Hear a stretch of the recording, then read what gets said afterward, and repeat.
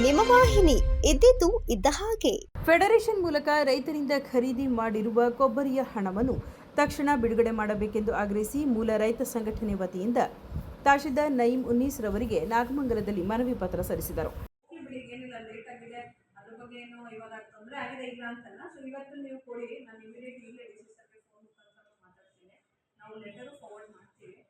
ಎಲ್ಲಿ ಏನಿದೆ ಯಾವುದಾದ್ರೂ ಇಲಾಖೆಯಲ್ಲಿ ಏನಾದರೂ ಪೆಂಡಿಂಗ್ ಆಗಿದೆ ಅಥವಾ ಟೆಕ್ನಿಕಲ್ ಏನಾದರೂ ಇದೆ ಅಂದರೆ ಅದನ್ನು ಸರಿಪಡಿಸಿ ಇನ್ನೊಂದು ಸ್ವಲ್ಪ ಪ್ರಾಬ್ಲಮ್ ಆಗಿದೆ.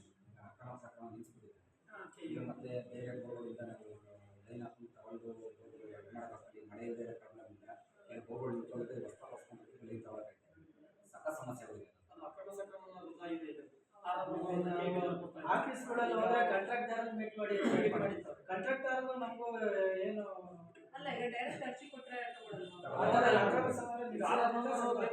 ಅಲ್ಲ, ಈಗ ಕಾಂಟ್ರಾಕ್ಟರ್ ಥ್ರೂ ಹೋಗ್ರಿ ಅಂತ ಯಾಕೆ ಹೇಳ್ತಾರೆ ಮೇಡಮ್? ಇದು ಏನಾಗಿದೆ ಅಂದ್ರೆ ಅಕ್ರಮ ಸಕ್ರಮ ಕ್ಲೋಸ್ ಆಗಿದೆ, ನಮ್ಗೆ ಈಗ ಆಧಾರ್ ನಂಬರ್ ಕೊಡೋದಿಲ್ಲ, ನಮ್ಮ ಕೇಗ್ ಇರುತ್ತೆ ಆಧಾರ್ ನಂಬರ್ ಇಲ್ಲ ಅಂತ ಹೇಳ್ತಾ ಇದ್ದಾರೆ.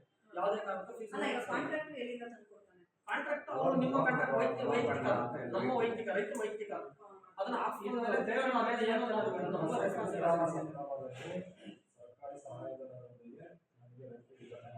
ಇದೇ ಸಂದರ್ಭದಲ್ಲಿ ಮೂಲ ರೈತ ಸಂಘಟನೆಯ ಅಧ್ಯಕ್ಷರಾದ ಸುರೇಶ್ ಮಾತನಾಡಿ, ರೈತರು ಈಗಾಗಲೇ ಸಂಕಷ್ಟದಲ್ಲಿದ್ದಾರೆ. ಬರದಿಂದ ತೊಂದರೆ ಅನುಭವಿಸುತ್ತಿದ್ದ ರೈತರು ಫೆಡರೇಷನ್ಗೆ ನೀಡಿರುವ ಕೊಬ್ಬರಿ ಹಣವನ್ನು ತಕ್ಷಣ ನೀಡಬೇಕು. ಏಕೆಂದರೆ ಪ್ರಸ್ತುತ ಉಳುಮೆ ಮಾಡಲು, ಬೀಜ ಬಿತ್ತನೆ ಹಾಗೂ ಸಾಮಗ್ರಿ ಕೊಳ್ಳಲು ಮತ್ತು ಮಕ್ಕಳನ್ನ ಶಾಲೆಗೆ ಸೇರಿಸಲು ರೈತರು ಪರಿತಪಿಸುತ್ತಿದ್ದಾರೆ. ಈ ತಕ್ಷಣ ಸರ್ಕಾರವು ಕೊಬ್ಬರಿ ಖರೀದಿ ಮಾಡಿರುವ ಹಣವನ್ನು ಬಿಡುಗಡೆ ಮಾಡಬೇಕೆಂದು ಆಗ್ರಹಿಸಿದರು.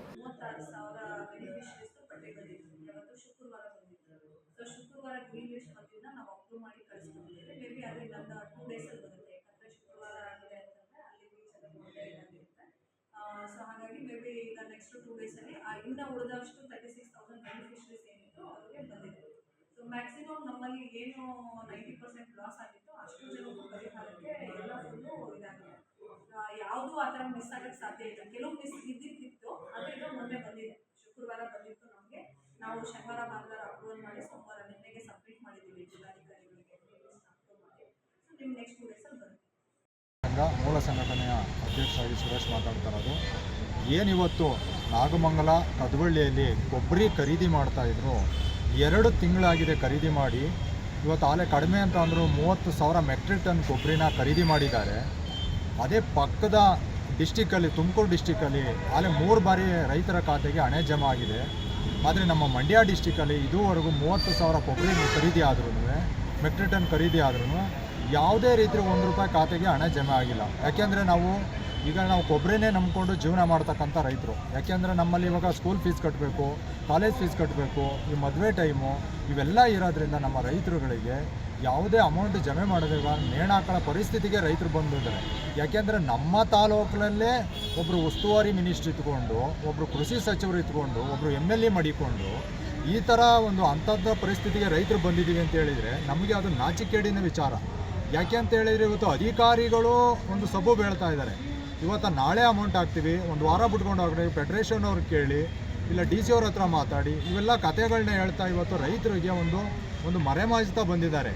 ಈ ನಿಟ್ಟಿನಲ್ಲಿ ಕೂಡಲೇ ಎಚ್ಚೆತ್ತುಕೊಂಡು ರೈತರ ಖಾತೆಗೆ ಹಣ ಜಮಾ ಆಗಲಿಲ್ಲ ಅಂತ ಅಂದರೆ ಕರ್ನಾಟಕ ರಾಜ್ಯ ರೈತ ಸಂಘ ಮೂಲ ಸಂಘಟನೆಯಿಂದ ಉಗ್ರ ಹೋರಾಟಕ್ಕೆ, ಒಂದು ಪ್ರತಿಭಟನೆಗೆ ಇಳಿಬೇಕಾದಂಥ ಪರಿಸ್ಥಿತಿ ಬರುತ್ತೆ. ಹೋರಾಟ ಮಾಡೇ ಮಾಡ್ತೀವಿ ಅಂತೇಳಿ ಈ ಮೂಲಕ ಒಂದು ಎಚ್ಚರಿಕೆಯನ್ನು ಕೊಡ್ತಾ ಇದ್ದೀವಿ. ಕೂಡಲೇ ಎಚ್ಚೆತ್ತುಕೊಂಡು ಅಧಿಕಾರಿಗಳು ಕೂಡಲೇ ರೈತರ ಖಾತೆಗೆ ಹಣ ಜಮಾ ಮಾಡಬೇಕು ಅಂತ ಈ ಮೂಲಕ ಎಚ್ಚರಿಕೆ ನೀಡ್ತಾ ಇದ್ದೀವಿ.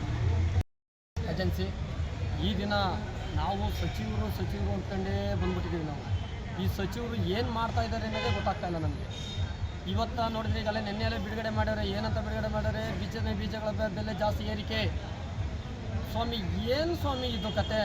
ಇದು ನೋಡಿದರೆ ರೈತರು ಬಿತ್ತನೆ ಬೀಜನೇ ತಗೋತಾರ, ಇಲ್ಲ ಔಷಧಿನೇ ತಗೋತಾರ, ಇಲ್ಲ ಗೊಬ್ಬರನೇ ತಗೋತಾರ. ಎಲ್ಲ ಬೆಲೆ ರೈತ ಜಾಸ್ತಿ ಅಂತ ಮಾಡಿದರೆ ಯಾವ ರೀತಿಯಲ್ಲಿ ರೈತ ಉದ್ಧಾರ ಆಗೋಕ್ಕಾಗುತ್ತೆ? ಇದನ್ನು ಬಿತ್ತನೆ ಬೀಜದ ಬೆಳೆನ ರೇಟ್ ಕಮ್ಮಿ ಮಾಡಿ, ಗೊಬ್ಬರದ ರೇಟನ್ನು ಕಮ್ಮಿ ಮಾಡಿ, ಸಚಿವರಾಗಿದ್ದೀರಿ, ನಿಮಗೆ ಸ್ಥಾನ ಅನ್ನೋದಿದೆ, ದಯಮಾಡಿ ನೀವು ರೈತರಿಗೆ ಸಹಾಯ ಮಾಡಿ. ಅದು ಬಿಟ್ಟು ಬೇರೆ ರೀತಿಯಲ್ಲಿ ಏರಿಕೆ ಮಾಡೋದು ಇವೆಲ್ಲ ನಾವು ದಯವಿಟ್ಟು ನಿಲ್ಲಿಸಬೇಕು ಅಂತ ಈ ಮೂಲಕ ನಾವು ಕೇಳ್ತಾ ಇದ್ದೀವಿ. ರೈತ ಸಂಘಟನೆಯ ಮುಖಂಡರಾದ ರಾಜು, ಮಂಜು, ರವಿಕುಮಾರ್ ನಾಗೇಗೌಡ, ಮನೋಜ್, ವೆಂಕಟೇಶ್ ಬೋರೇಗೌಡ, ರವಿ ಚಿಕ್ಕೇಗೌಡ, ಸಿದ್ದಲಿಂಗೆ ಸೇರಿದಂತೆ ಹಲವರು ಭಾಗವಹಿಸಿದ್ದರು.